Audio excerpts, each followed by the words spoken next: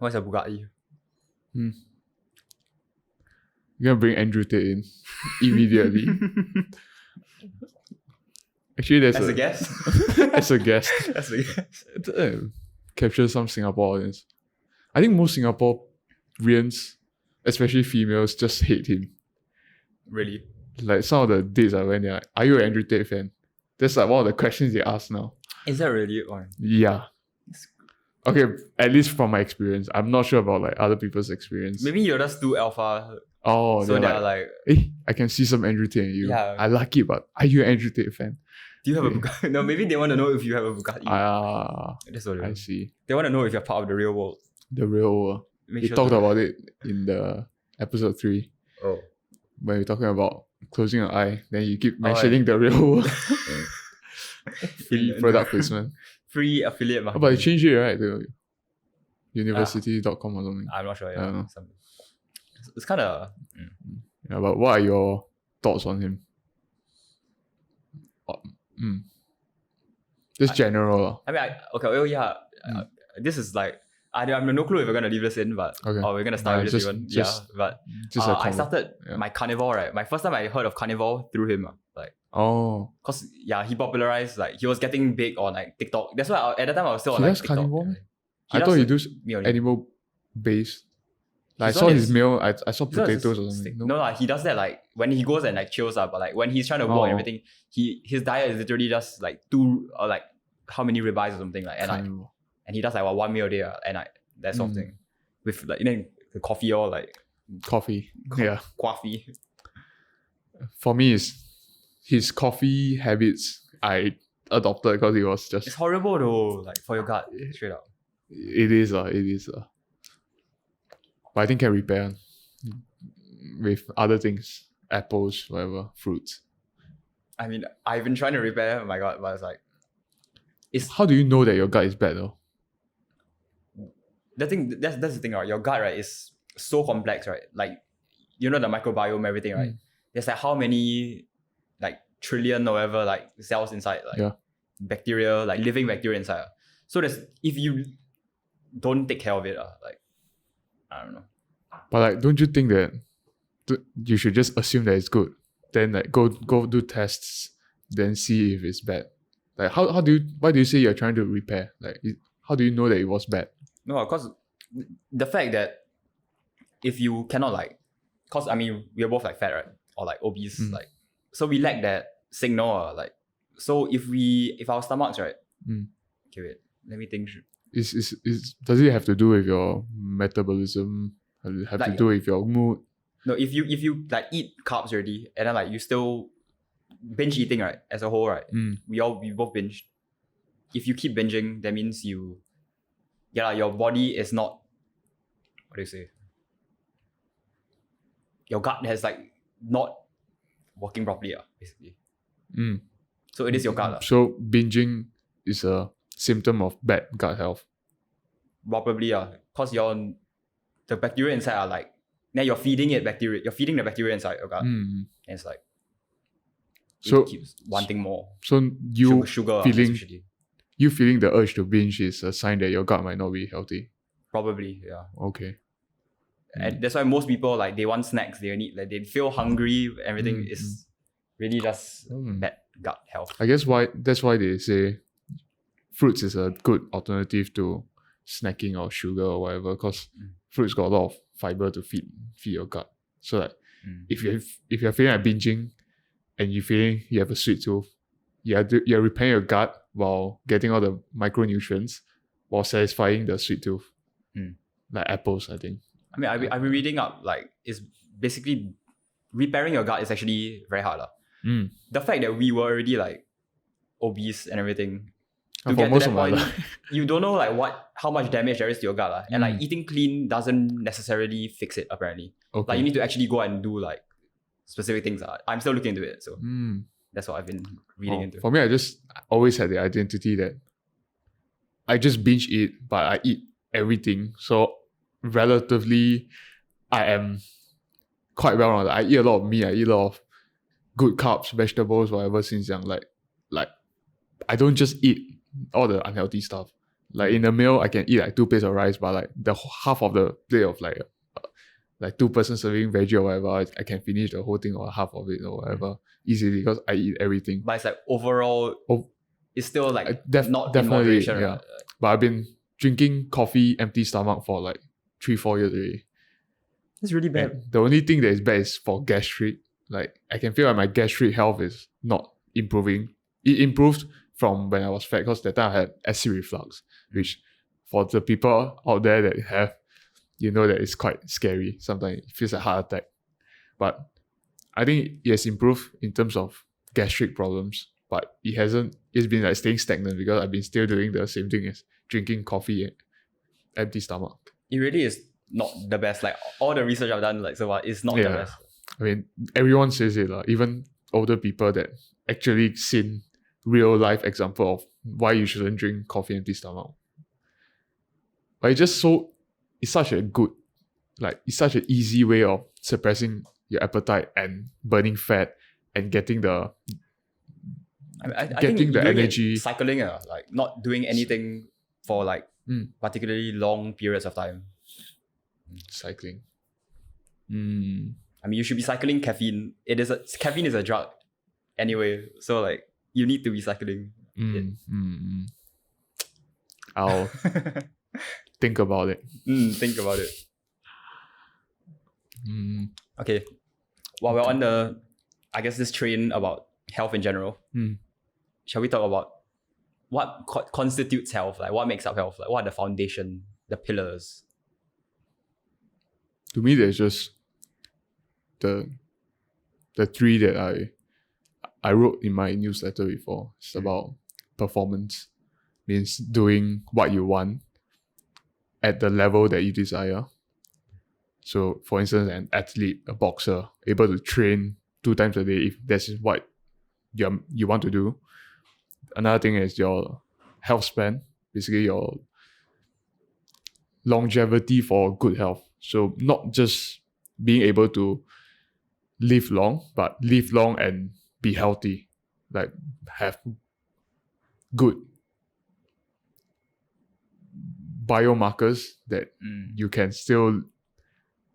be active. I think the last one is, of course, your vitality in terms of you're able to have high energy. Yeah, you're able to show up and just live life. Yeah, that is my take on what constitute at least to what a healthy person should strive to achieve. Not just full on longevity or not just full on performance. Yeah, these 3 balanced out is my definition of healthy. What about yours? I mean, okay, so longevity, right? There's lifespan, there is health span. So health span is just lifespan is how long you live. How long you live, yeah. Health span is how long of that life that you live you are healthier.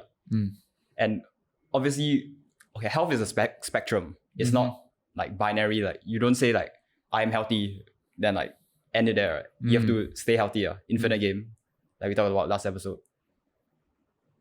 For me, being healthy, to be healthy, you need to repeat healthy habits. Like actions, you have to constantly repeat them to stay in health. So actions to improve health, or what you have to maintain it. Maintain the actions that improve health. Yeah. Staying healthy. Do you think it's more beneficial for you to focus on maintaining the habits or the actions that improve your health? Like, let's say meditation helps with stress control, all this. Or is it better to not do the bad things that harm health? Which one is more important if you have to choose one? If you have to choose one, wow. Yeah, let's say like drinking. If you drink and you meditate, or if you don't meditate and you don't drink, which one do you think is better? Or does it case by case? Like it goes by personal. Some people have less stress. You have to do both. You definitely have to do both. You have to do both, but if you're which if you one only had to choose is one. more harm? Yeah. Definitely remove the poison. Like subtracting is better. Like, okay. yeah. there's a Lao Tzu quote: to attain knowledge, add things every day. To attain wisdom, subtract things every day. Yeah.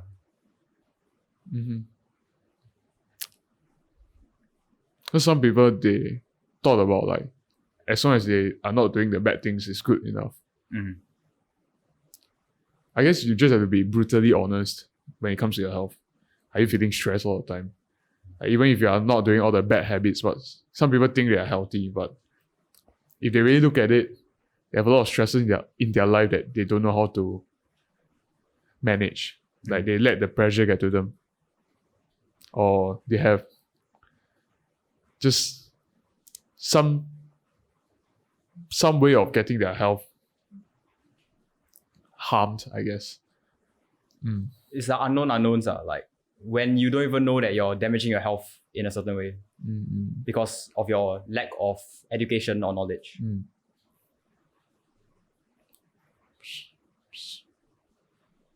So what is your take on what makes a healthy person? I mean, okay, the pillars of health. Okay, I don't have to number them, but sleep, rest and recovery, diet, nutrition, that one, hydration, proper hydration, not just chugging water, by the way. It's like you need electrolytes, like those that is the entire reason for hydration. And the alkalinity and the temperature of the water. That one don't go into it, but like make sure especially if you're sweating, everything, like if you're performing. Just to hit it quickly, is like colder water is less absorbent by your body. So go room temp or slightly warmer. Then for digestion especially. Yeah, for digestion. Then the next thing is alkalinity.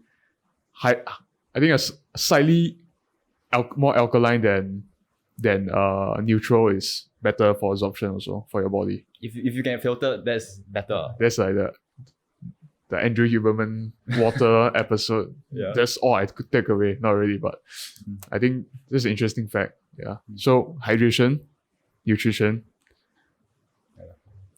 Then movement, exercise. So baseline fitness. Like just moving around, like not being sedentary. I mean, now it's very popularized, especially if you got into the habit during COVID and everything. Okay. Movement. Schools do not help. Like if you're just forced to sit there. So movement. Don't even have to do exercise per se. There are like low. But fitness helps. I guess when you talk about like having a good musculature to protect you from general, like let's say you fall down or get hit by a bicycle, having more muscles, stronger bones through training, through putting yourself through stresses voluntarily, like exercising, stretching, all this, your tendon strength, all this. That is one of the pillars, I guess. Fitness in that sense. Yeah, that one is really more especially for elderly people, like your parents, maybe your grandparents. There's like some stat where if a elderly person like falls down, then within the next like 5 years, their chance of dying is like super high or something. Like, and these elderly people usually are those that they study is those that don't have healthy muscles anymore. Yeah. I think so above 50. 50 even is like kind of scary. That's actually quite dangerous. So it's harder to gain muscle and everything when you're older. Yep. That's why the exercise that you think of not doing today can contribute. That one exercise session actually can trickle down the Kaizen philosophy. So if you do that one exercise, because you can't just find a way to like you say when you get above 50, then you increase the risk. Doesn't mean that you can only start exercising at 45. It actually starts today. It will already be harder for you to gain muscle then.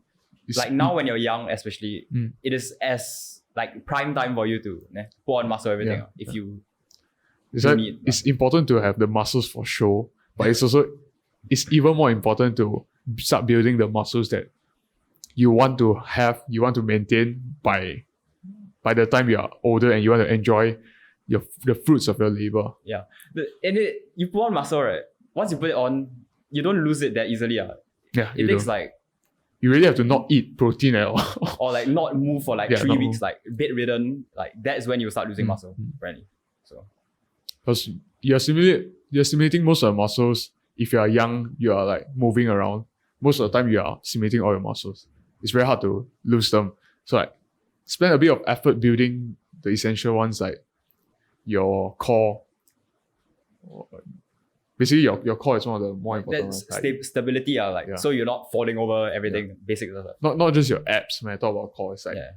surrounding. Yeah. Basically, your core is what allows your spinal movement to be more fluid. Is it fluid?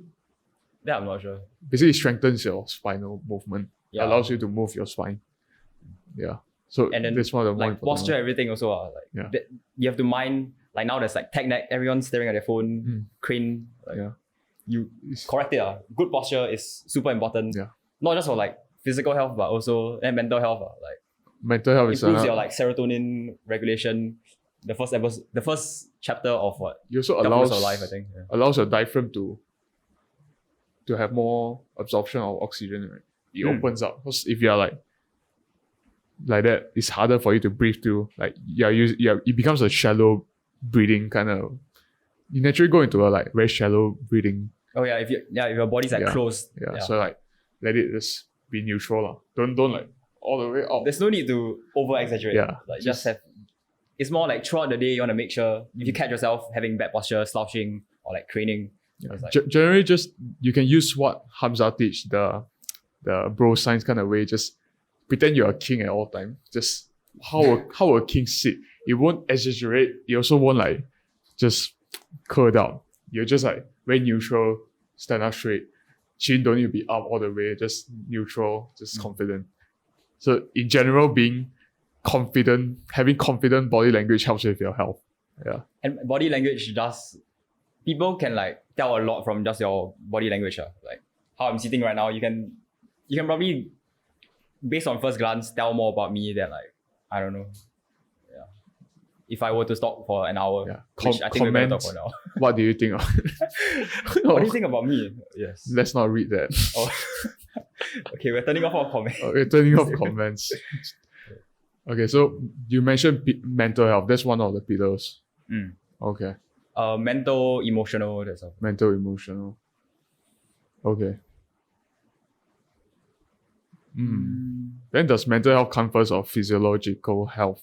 Like the previously mentioned one? Or comes first in the sense that should prioritize? It is like interlinked because your whole body is not like physical health, mental health.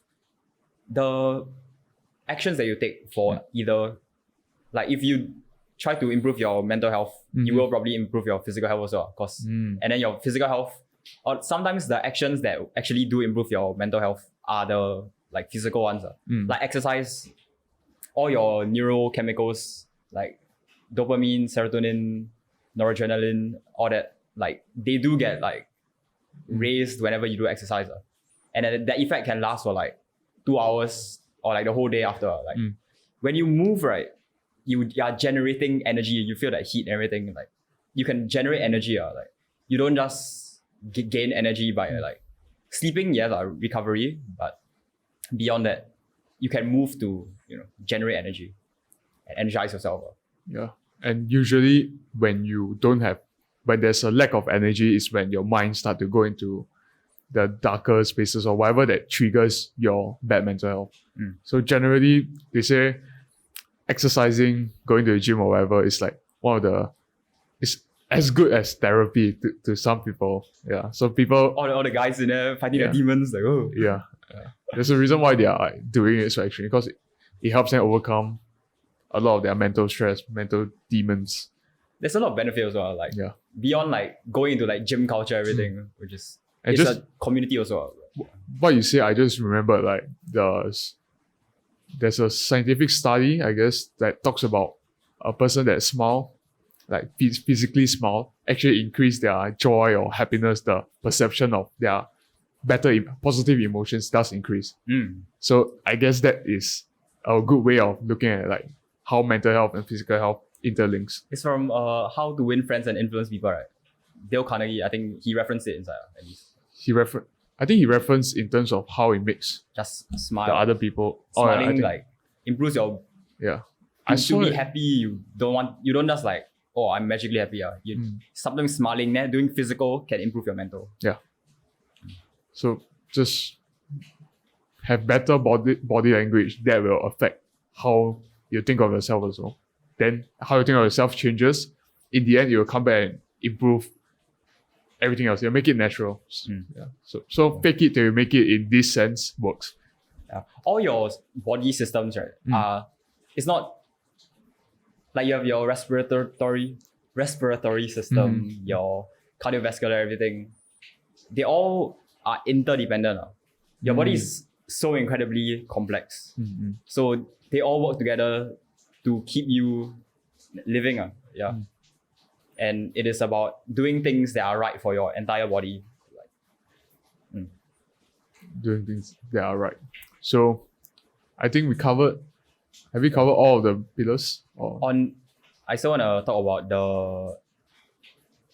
about exercise, movement. We talked about gym, culture, everything, but you don't even have to go and actually like lift weights or run a marathon, something like that. Like it doesn't have to be that extreme to get most of the benefits.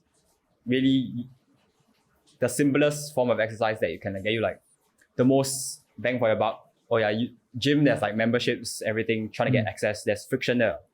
But just walking itself is cost-free, and will improve your entire like life like by a lot. Do whatever that gets you to take action. For some people, I believe you say time is a constraint, so you'll rather have a exercise bout or a gym membership. So just go and get a gym membership. For people that don't have time constraint and the only thing is their willpower or the friction against it, doing whatever that gets you active, walking, whatever, just go out of the house, go get groceries, stop at a 2 bus stop before your house or whatever. Just do whatever that you can do the bare minimum so that it gets the momentum going. Because momentum is defined as like a moving object. An object in motion stays in motion. Stays in motion, yes. So just get the first beat of motion, just kickstart it, then try to maintain it. But for some people with time constraint or whatever reason, do the harder thing so that your capacity increases as you're doing the hard work, as you're going to the gym, doing the more tedious stuff. Then it'll just improve your capacity so that the other things like walking, everything becomes easier. Then you'll do it naturally. For me, I took the gym route. But for some people that wants to just start with something, I think walking straight away, that's like the highest ROI. You just need to invest a little bit more effort than usual. Because walking actually does not. Most people can walk. Like even when I was 140 kg, the first thing I do is I went out, like the night that I decide to lose weight, the night I went out to walk for like half an hour. It hurts my leg at the end, but the process wasn't hard. Like it wasn't strenuous. So do whatever that gets the first bit of motion activated, I guess. The thing is that walking actually, like, for most people, right, it will help you improve your mental clarity. Like it really, when your body is walking, like moving forward, right, your mind really starts clearing up. It helps with thinking. I do it like when I find that whenever I walk more, like periods where I just have time to like walk, I started being able to think more clearly, thinking things through better. I agree too. Personally, like just recently, I was stuck in my camp and I went to the gym when I got free time. And usually if I'm stationary like on guard duty or whatever for 4 hours, I can listen to whatever audiobook, I can listen to videos, podcasts. The things that go in my mind is actually not very efficient for my time.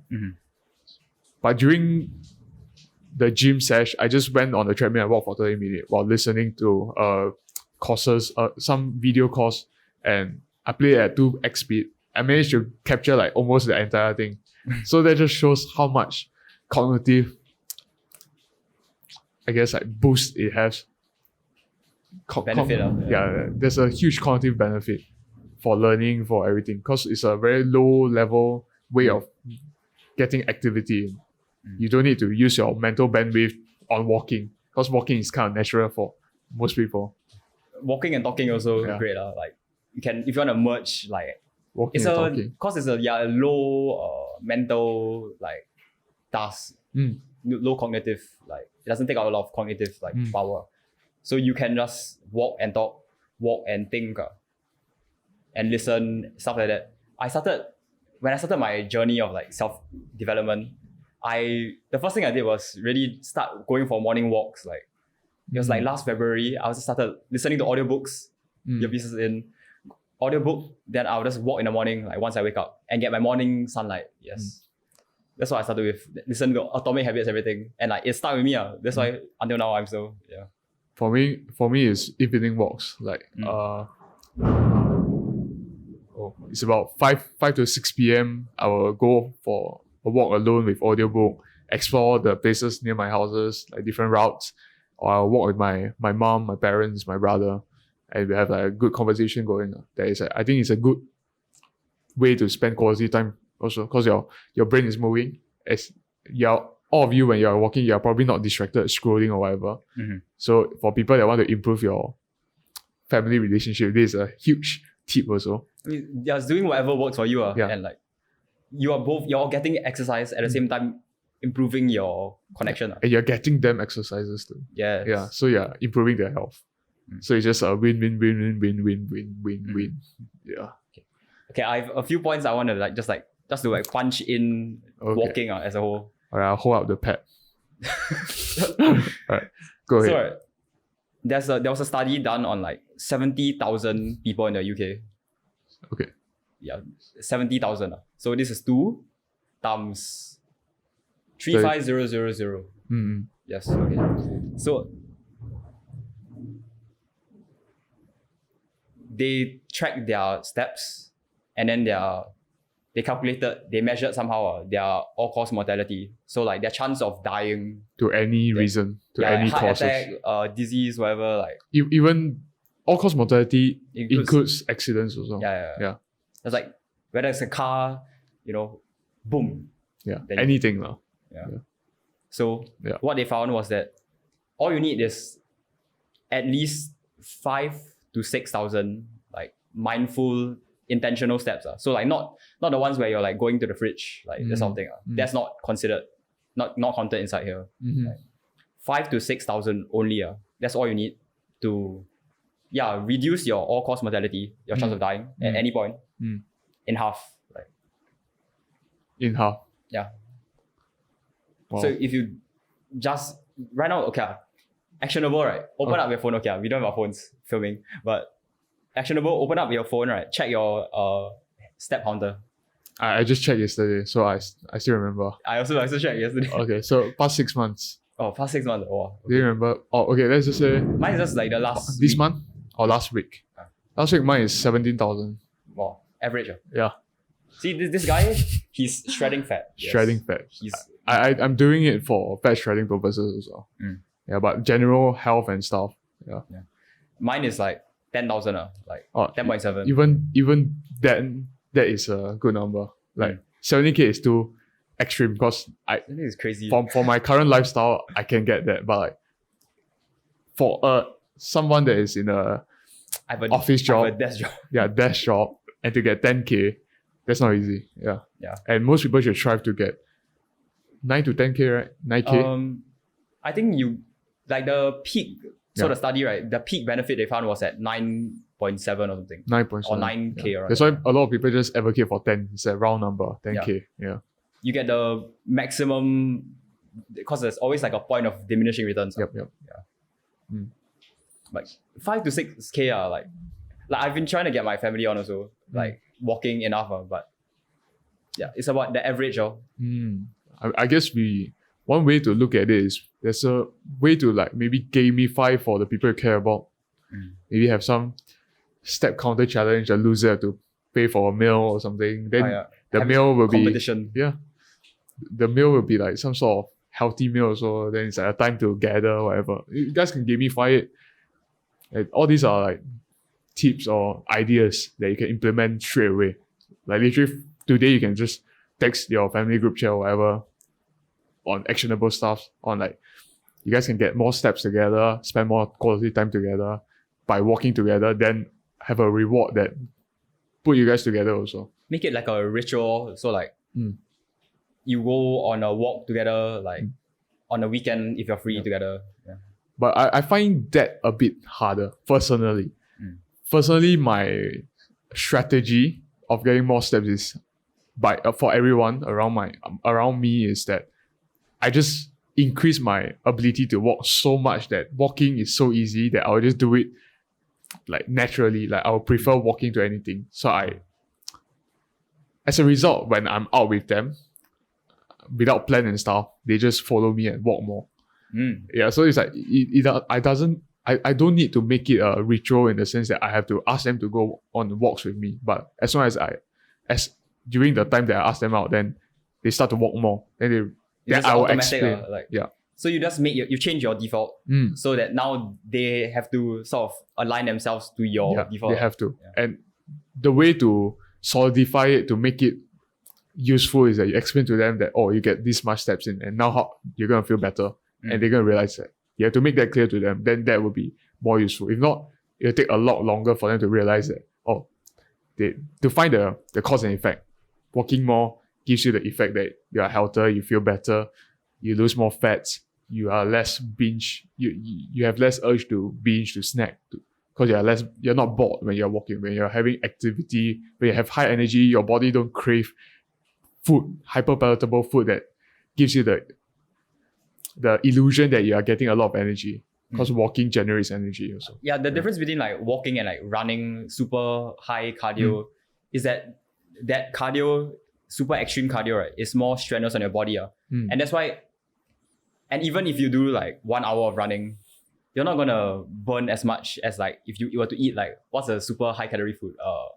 Like 3 cookies or something. Like that is the cost. So it's very hard to outburn like if you do super strenuous activity.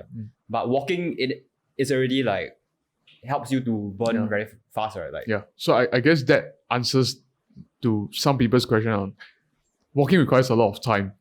Is it worth the time to walk this much? But if walking stops you from eating like 3 cookies, then it's quite worth it. Because if you run or whatever and you still eat like 3 cookies, then if you compare it, walking is still a lot better. Yeah. It will raise your appetite. Then you'll eat even more, and then you'll probably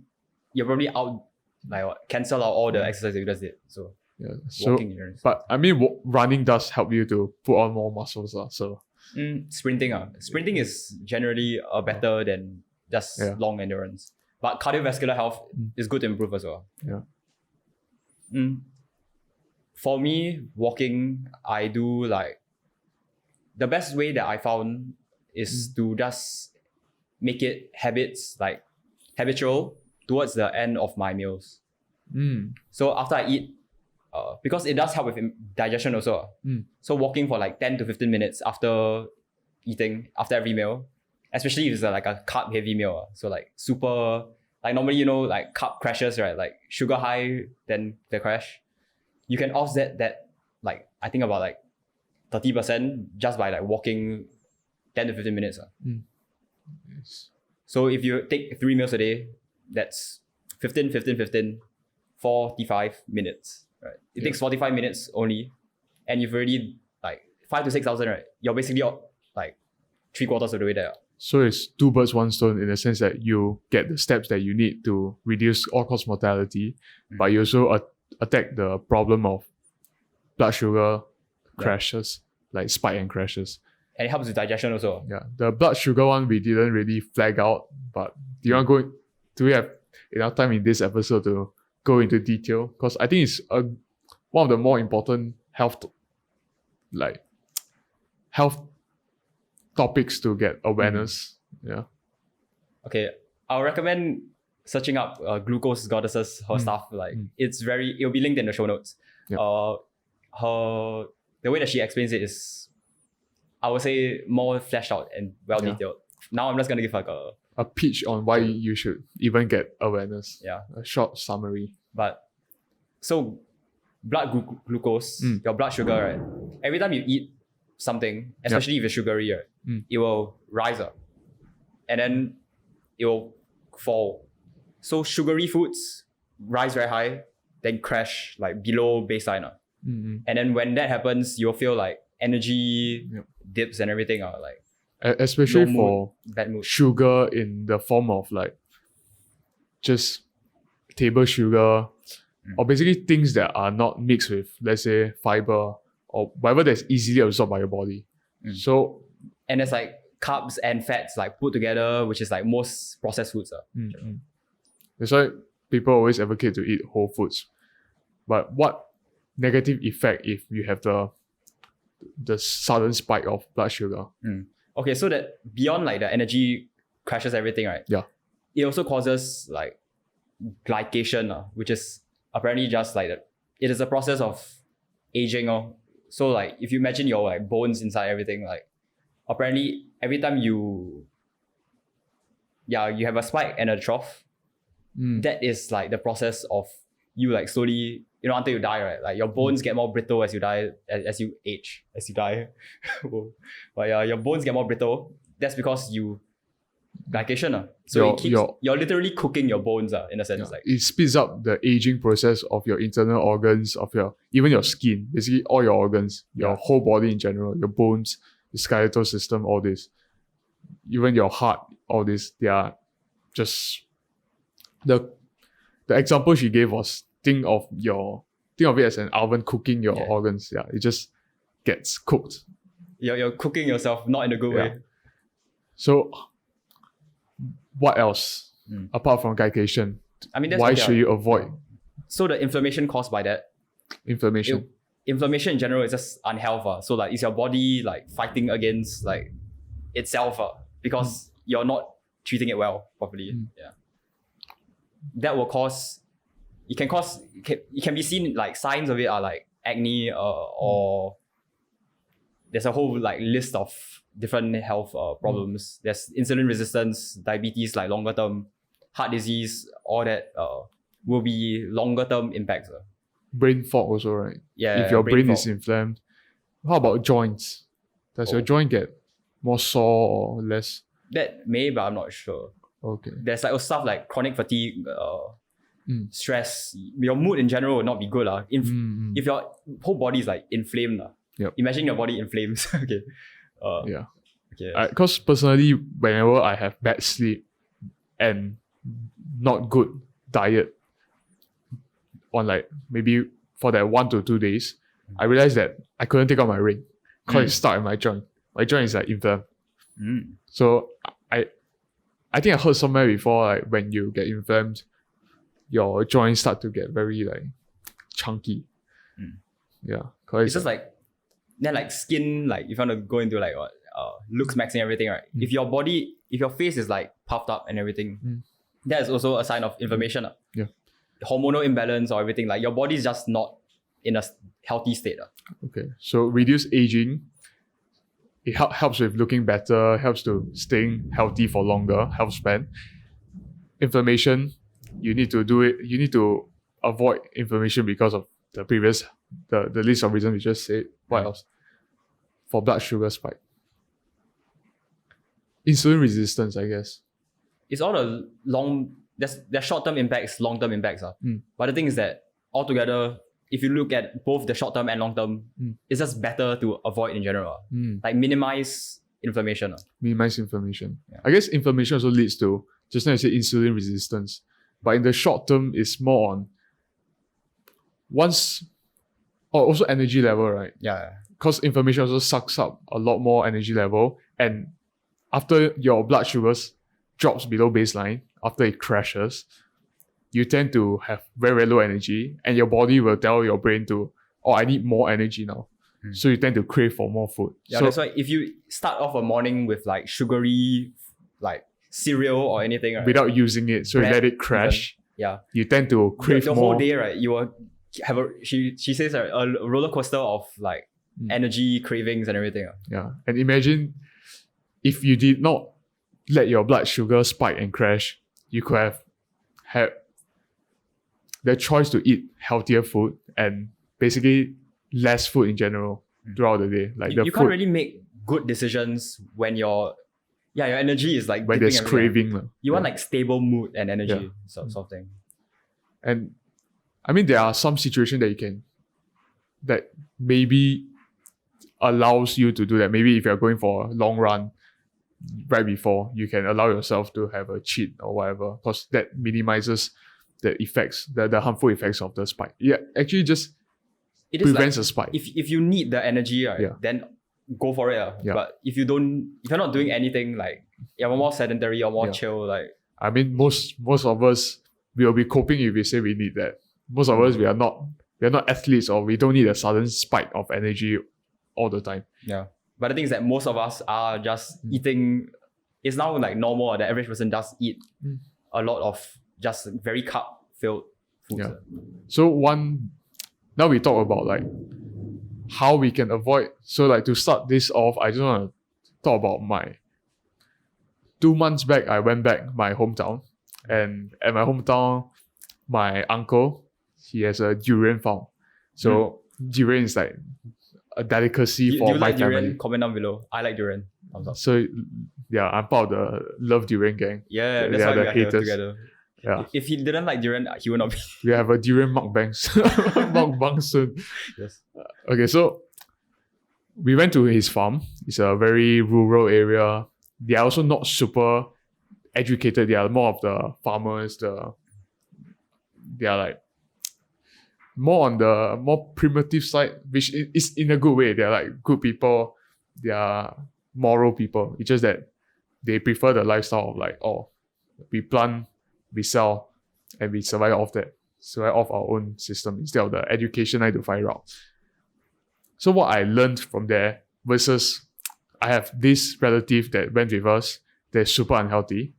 Can tell from the size, the habits, the energy level, activity level, all this. And for my uncle's kids, they are quite young.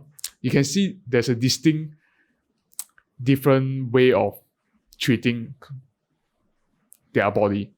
So what they did was both of them, they ate durians. And durian is very, very high in sugar. It's very caloric dense too. So like eating a bit does spike your blood sugar if you just remain sedentary. So what I observed the difference between them is that the unhealthy one sits there and stalks after eating, and it gets tired, can literally see the blood sugar spike and crave more food. While the other one, after eating a little bit, my uncle's kids, they started just jumping around, playing around, even like fighting or doing what kids does, but like in a way higher energy level. So you can see that the kids are very healthy also. That is a sign of insulin resistance. So like when you eat like sugar already, right? When it gets to the point where you don't even have like energy highs, like sugar highs, that is a sign that you're insulin resistant. Your body is not reacting to the fuel you just put in. So like having like a energy, like that is still a sign that you're healthy. So having the energy is a good thing, right? Is that what if you eat already, then that like you're more likely to like jump around and everything. Yeah, that's a good thing. Yeah. You're using the energy also, which is like proper. I mean, just think back, like humans, when we are hunter-gatherers, when we eat food, we have to use it. Like it's a natural thing. And we hunt faster or whatever. There's that thing aside, but our body is learned to spend the energy instead of just keep storing and storing and storing. That's why like when you store, there will be consequences. And the thing is that, and then the insulin resistance, right? It is really a bad cycle, because once you're insulin resistant already, that means you don't react, your body doesn't react anymore. It's just like you're more likely to just sit there. And that, you see, like you go on a very downhill cycle. Vicious cycle. Cycle. It is a vicious cycle. I can see it in our past life, I guess, when we binge eat. We eat a lot, then we just sit there and play games. Like last time I go LAN, I'll buy like these Oreo cookies or whatever. Then I realized if I don't eat, I stay fasted. I'm relatively fine. But after I eat some of the Oreo cookies and I stay there and I game, back then I got no idea what all this glucose level is, but I can tell the difference is insane. Like I can feel that my stomach is caving in after eating the snack and sit there and play like Fortnite for 2 hours. At the end of the 2 hours, I'm literally starving. It's the idea that food is literal like fuel, what you are fueling your body with. Like your body runs on like it's made of water, everything. But like food is the thing that your body fuels you. So if you intake, this is like some people like call it an unhealthy like comparison, or like treating food as fuel, that sort of thing. Like that, you don't have to look at it that way. It is helpful to just like as a comparison sort of thing. But if you fuel your car with like lousy fuel, then it's like, can it perform? Can like the best F1 zoom, new, whatever. Like, or if it can perform, can it last? Can it? Will it damage your engine? Yeah. So it's not about just whether it fuels you, it's how it fuels you for how long also. That's why we talk about blood sugar level, your glucose level. There are other ways of, so like the alternative to not increasing is having fiber to get attached to your gut lining so that it slows down the absorption of the sugar. Therefore, when it's slowly absorbed, it doesn't spike. There are a lot of ways to mitigate the sort of like rise. There's like having apple cider vinegar, lime juice, lime or lemon juice.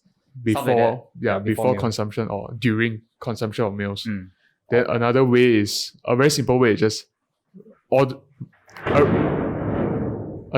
very simple method is just to rearrange the order of intake of different kind of food, different macronutrients. There is stuff like that. Like you can eat the meats or the vegetable first. Have a vegetable starter if you enjoy vegetables. If not, just have meat. So the order is sequential nutrient ingestion. It's just vegetables starter, then protein, and fiber, then protein, fats, and then carbs. If you're most people are taking carbs, so carbs, or then if sugar, whatever, that's all the way to the end. Like, even like drinks, right? Like when you're eating, you don't want to be drinking too much. It will affect your especially ice cold water. It will impact your digestion. That's why restaurants, they get you the drinks first, so you order more. You get hungry, you go second servings. Especially like all those carbonated drinks, they will make you more hungry and crave after. Back then, when my mom was on a diet and she got some nutritionist friend, like years ago, that was one of the advice they gave. The arrangement of the order of the food that you take, and it works. But we didn't make it a habit because we didn't understand the science behind it. But now I got reference experience from my past because I followed my mom because I was always like big size. Now I get it. And you guys should start trying. Like you don't even think, right, there may be a correct order to eat, like stuff like that. But like then you learn about it and whoa. Then you test it for yourself. For those that you totally think that this is like BS, just go and test it for yourself and see your satiety, see your energy level, how it maintains throughout. And I mean, thank us later, I guess. We have to show appreciation for all these like glucose goddess, and all the podcasts that bring her on, whatever, that bring awareness, because this is something that a small thing to learn, but once you implement it in your life and make it natural, it's like there's a tremendous benefit. You just feel like stable, like after your meals, you there's no like, sometimes you eat and then you just feel bloated, right? And like you feel full and heavy. Is that good per se? Or are you just like, is the bloating good even? Maybe you're meant to be, like after you eat, you're like, I still feel fine. I'm not gonna crash after this. Like, but soon you'll be like, oh, I'm hit with a food coma. And when you're hit with a food coma, you are literally just dead. Like you can't function at all. That's what a food coma does to people. And I used to do this like side gig, part-time job or something called I do food reviews. So basically they pay us. They don't pay us, they pay for the food, and we just go and taste the food, and we write reviews. Sometimes some places that we went was so extreme that I went with my friend. 2 of us, we have to review 11 bowls of udon. Just 2 of us. So imagine a family beside us of 3 sharing 1 bowl of udon, and 2 of us having the whole table full of udon. It was insane. But a lot of time we get very, very full. But I realized that whenever you get a food coma, the right thing to do is not to be with the coma, but you have to walk it off. Like, actually, no matter how tired you are, just walk until you are not tired. That is like the way out. Back then, I also didn't think of anything or all this scientific stuff. But it became like a natural instinct that I should just keep walking despite feeling tired. Do you know why that is? Like, to relate back to activity, like generating, I guess it just generates energy, and it's just using the energy or like it slows down the crash. So it spikes, but like I don't think you get, if you eat that much, if you overload your body, it's still inside your body. So you cannot offset it completely, but you can blunt the effect, the negative impacts. So it increases digestion, walking after meals. Does it actually increase digestion? Because that's what like it aids. Because that was what all like nutritional advice is. It aids digestion. No, because if you eat sitting down, right? Your body is like, digestion will be like slower. Like the rate at which like it passes through your body will be slower. Walking, right, it will legit be faster. If you stand up and eat, apparently that like, if you're trying to like bulk or put on weight or whatever for muscle, everything, it's bad. Standing up and eating is a better strategy, right? Because it'll just pass through like faster. I see. Oh, no other competitive eater, they stand up and they shake your body. So if you want to digest very, very fast, you want to increase the rate of digestion, just start doing cartwheels while you eat. Matt Stoney, where are you? We would like to have you on. We'll be your coach for free. We'll train you how to do cartwheels while eating. Okay, cartwheels, spinning, cycles. So there's this, I was trying to explain to like my friends that basically when you eat like have unhealthy habits, it's more likely to snowball, like keep you inside the cycle. And like it's hard to make bad decisions. It's hard to make good decisions when you are eating bad and everything and sleeping bad and everything. That's of having unhealthy habits. So the way that I explain it, pardon the language, is if you sleep like shit or if you eat like shit, then you're gonna feel like shit. You're gonna like think like shit, stuff like that. And then when you do that, you're gonna like function like shit. So like as you go about life, your mood is more likely to be bad, everything. You're going to treat people worse. And you're gonna probably shit like shit also. You're gonna have a hard time. Bad bowel movements. Yes. So really, it's a non-stop cycle. Then you think like shit, you function like shit, you make bad decisions also. So when you make bad decisions, what would I do? Your sleep and eating, you're gonna make bad decisions again. So it's a non-stop cycle where you just make bad sleeping and eating decisions. You have bad habits, and then they link to thinking, and then they lead to action, and your outcome is a cycle. It's a cycle. And when you have this type of bad cycle, that's literally stealing or killing you, stealing your life, stealing the mind, the mental bandwidth, or the ability to think about the things you want to think about, the ability to do the activities you like, to spend time with the people you enjoy that is meaningful to you. Basically, doing meaningful stuff is literally just gone. They are just used to offset this vicious cycle, to feel normal, to get to baseline, to feel that you are a human. Because when you're basically a zombie. When you're in the cycle, it feels like your entire reality, right? Your baseline is just that. Like you don't know, if you've never broken out of it before, to like actually experience like, that's why some people like when they go more like regimented, sometimes they're like forced to eat healthier meals, whether it's a health problem or anything. Then all of a sudden they feel like, why do I feel better? Like I see that firsthand in basic military training, whereby those people that are unhealthy, they develop healthy habits while they're in camp. right afterwards, when they're back to unit life, when they get to go home, that's when the habitat influence their environment. The cue of the vicious cycle of the bad eating habits, all this. And their lives just start to fall back and they start to get unhealthy. You can see it physically, mentally, all of the above. Yeah. Like I heard something from a friend where an older friend who already finished his NS National Service. So apparently like a lot of people, if they get fit inside of NS, of military, then they come out, then they are more likely to, it's very easy because you change the environment and then you just like, you go back to your old habits. Like changing your environment, that's why walking also is so great.